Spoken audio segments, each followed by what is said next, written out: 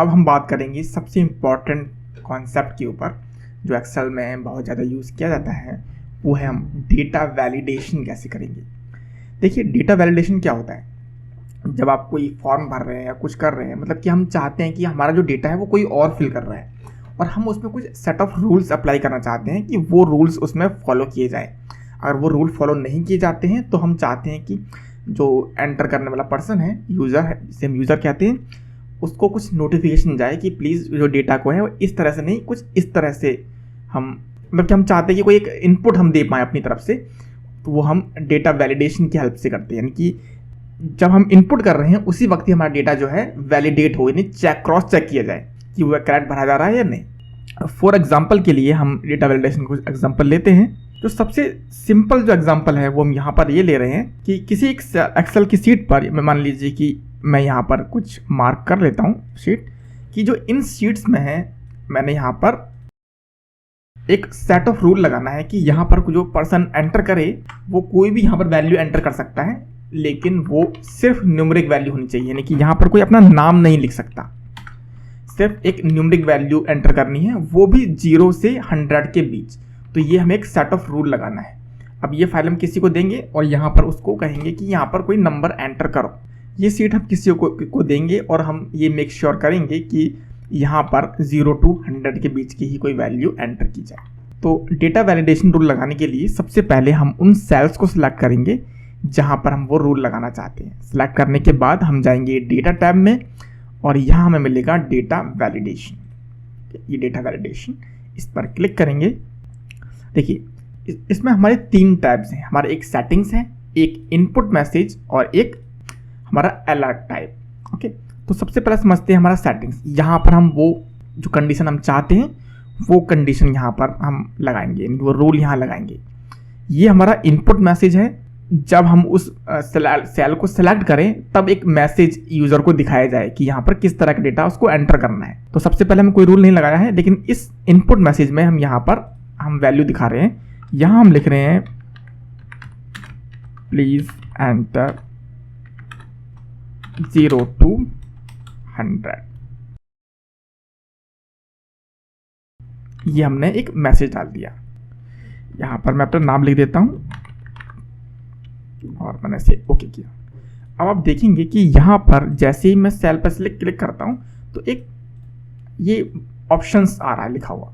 देखो, यहाँ पर ये हेडर है, जो मैंने नाम लिखा हुआ था यहाँ पर ये हेडर आ रहा है और वो मैसेज आ रहा है। अभी कोई रूल नहीं लगाया हमने, बस हमने उसका एक पार्ट समझा है कि इनपुट मैसेज क्या होता है। ओके, अब हम वापस जा रहे हैं।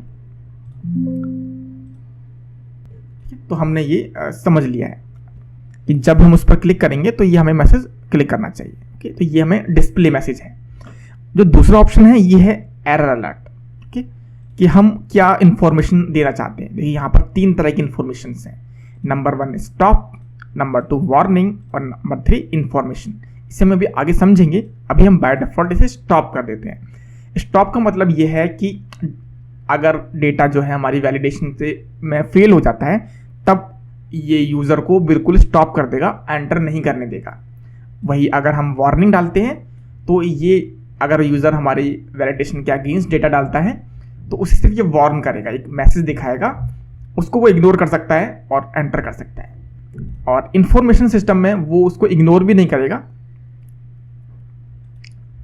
और सिर्फ एक इंफॉर्मेशन देगा कि आप गलत डेटा डाल रहे हो। और वार्निंग में ये डेटा एंटर तो गलत नहीं करने देगा, लेकिन एक वार्निंग दिखाएगा।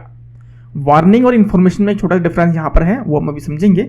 पहले हम इसे करते हैं स्टॉप। ओके, मैसेज हमने डाल दिया है और सेटिंग्स में जा करके मैंने इसे क्लिक किया होल नंबर। ठीक है, तो बिटवीन मैंने कहा इसको मिनिमम 0 वैल्यू, मैक्सिमम 100 वैल्यू, और मैंने इसको ओके कर दिया। ठीक है, अब यहाँ से लेकर यहाँ तक डेटा वैलिडेशन हो चुका है। अब मैं यहाँ पर एंटर करता हूँ 5, तो आप देखिए मुझे यहाँ पर कोई भी प्रॉब्लम नहीं आ रही है। लेकिन जैसे ही मैंने 100 से ऊपर की वैल्यू लिखी, 301 लिखी, तो इसने मुझे एक मैसेज दिया और ये मैसेज एरर मैसेज है। यानी कि देखिए ऑप्शंस आ रहे हैं रिट्राई और कैंसिल, मतलब मैं इसको दोबारा डाल सकता हूँ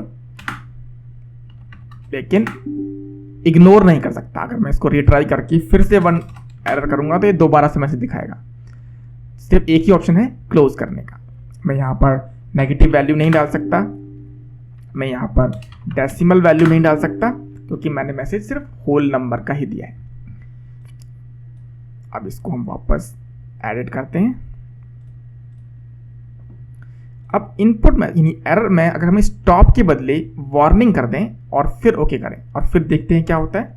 मैंने 12 डाला, मैंने 102 डाला, तो देखिए अब इसने ये मुझे वार्निंग दी है, यानी कि मैं वैलिडेशन से मैच नहीं कर रहा, आप इसे कंटिन्यू करना चाहते हैं या नहीं।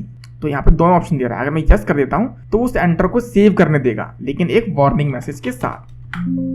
तो ये मुझे यस या नो दोनों ऑप्शन दे रहा है। नो करने पर मुझे एडिट दोबारा से ओपन कर देता है और यस करने पर एंटर करने देगा। वहीं अगर हम इसके तीसरे पार्ट पर जाएं जो कि इन्फॉर्मेशन में है, तो ये सिर्फ मुझे इन्फॉर्मेशन करने वाला है कि यहाँ पर कोई प्रॉब्लम नहीं आ रही है, लेकिन जैसे ही मैंने वैल्यू बाई डाली तो इसने सिर्फ एक इन्फॉर्मेशन दे रहा है, क्योंकि ओके करते ही वो डेटा तब भी एंटर मैं कर ही दूंगा। तो होप आप तीनों को समझ गए होंगे। अब हम वापस अपने वैलिडेशन पार्ट में आते हैं। इसे मैं वापस स्टॉप कर देता हूं और ये हमारा एक पहला मैसेज हो चुका है। इसी तरीके से हमारे पास यहाँ पर एक डेसिमल वैल्यू डालने के लिए ऑप्शन भी है कि डेसिमल वैल्यू एंटर कर सकते हैं। इसी तरीके से आप डिफरेंट टाइप्स की जो है चेकआउट कर सकते हैं यहाँ पर। और